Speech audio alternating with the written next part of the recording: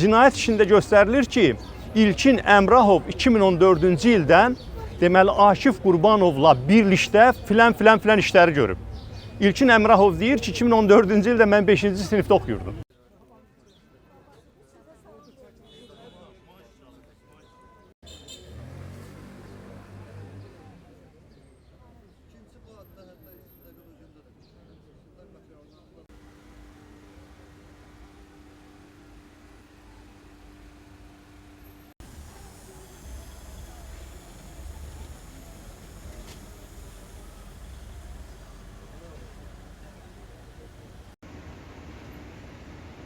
Bu məhkəmənin hazırlıq iclası idi. Təbii ki, hazırlıq iclasında müəyyən məhdudiyyətlər var. Ələsgər bəy öz səhhəti ilə bağlı vəsadət vermişdi. Onun bir an öncə cərrahi əməliyyat olunmasına ehtiyac var. Məhkəmə o vəsadətə baxılmamış saxladı. Bildirdilər ki, hazırlıq iclası yekunlaşdıqdan sonra işə aidiyyəti üzrə baxılan zaman bu vəsadətə baxılacaqdır. Bundan əlavə başqa bir vəsadət də olmuşdu ki, bu iş üzrə təqsirləndirilən şəxslər faktiki olaraq artıq istintaq başa çatıb. Məhkəməyə gətirilməsi zamanı, eyni zamanda orada təcridxanada saxlanması zamanı bunların görüşməsinə yaxud bir yerdə olmasına, birgə gətirilməsinə şərait yaradılsın. Bu məsələ də baxılmamış saxlanıldı. Yəqin ki, növbəti iclasda baxılacaqdır. May ayının 5-nə təxirə salındı iclas. Biz ümid edək ki, o zaman bu vəsadətlər müsbət həllini tapacaq.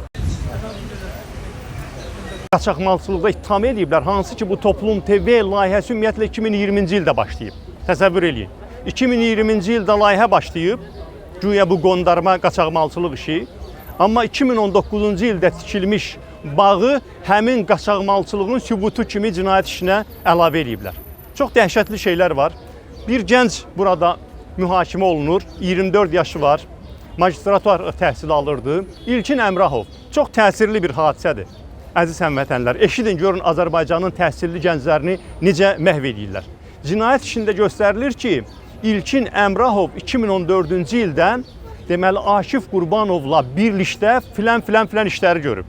İlkin Əmrahov deyir ki, 2014-cü ildə mən 5-ci sinifdə oxuyurdum. Cinayət işində iddia olunur ki, İlkin Əmrahov dəfələrlə gedib 2022-23-cü illərdə böyük miqdarda pullar gətirib. İlkin Əmrahov məhkəməyə təqdim edir ki, onun heç xarici pasportu yoxdur. O ölkəni tərk eləməyib ümumiyyətlə. Siz təsəvvür edirsiniz nələrdən gedir söhbət. Yaxud yaxşı tanıdığınız Fərid İsmailov. Yeri gəlmişkən jurnalist Fərid İsmailov əvvəlcə onun barəsində ittiham olsa da həbs qəti imkan tədbiri seçilməmişdi. O bu ilin yanvarında 11 ay sonra həbs qəti imkan tədbiri seçilib və mən hesab edirəm ki, onun jurnalist kimi prinsipial fəaliyyəti ilə bağlı olub, sonradan onun haqqında həbs qəti imkan tədbirinin seçilməsi. Fərid İsmailov izah eləyir ki, deməli bu müddət ərzində istintaq ona irəli sürülmüş qaçaqmalçılıq ittihamı ilə bağlı heç bir sual verməyib. Ona aparıblar istintaqa və nələr soruşublar. Çox maraqlıdır. Əziz həmvətənlər, diqqət eləyin. İlk növbədə deməli soruşublar ondan ki, Fərid İsmailov bugün məhkəmədə bildirdi. Ona istintaqın verdiyi suallar nədir? Deməli, Akif Qurbanovun notebookunun parolu, şifrəsi nədən ibarətdir? Sonra da soruşurlarmış ki, Əli Kərimli nə ilə dolanır? Tanış gəldi bu rol sualı sizə. Təsəvvür eləyin, Azərbaycanda ictimai siyasi fəallar, azad jurnalistlər hansı şəkildə şərlənərək mühakimə olunurlar. Ona görə də bugün deməli bu prosesdə bütün ittiham başdan ayağa darmadağın edildi.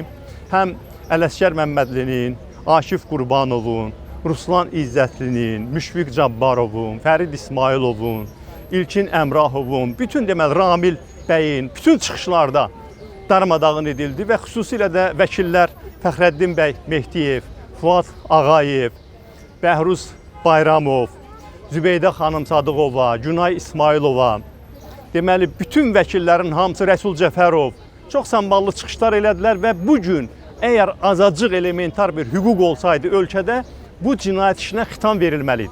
Tamamilə qondarma bir cinayət işidir. Heç bir əsas yoxdur bu cinayət işində. ümumiyyətlə bu siyasi sifarişlə verilmiş bir işdir. Və burada təqsirləndirilən şəxslər özləri bu barədə danışdılar. İlham Əliyev özü şəxsən bu adamların haqqında artıq qaçaqmalçı kimi danışır. Dövlət televiziyaları artıq bu adamları qaçaqmalçı kimi qiymətləndirir. Hansı ki, deyəsən, axı bizim qanunvericiliyimizdə də təqsirsizlik prezumpsiyası var. Yəni, məhkəmə qərarı olmadan heç kim cinayətkar elan oluna bilməz. Azərbaycanın daha bir qrup savadlı, vətənpərvər, demokratiyadan yana olan ictimai fəalı və gənci bu şəkildə siyasi sifarişlə həbs olunur.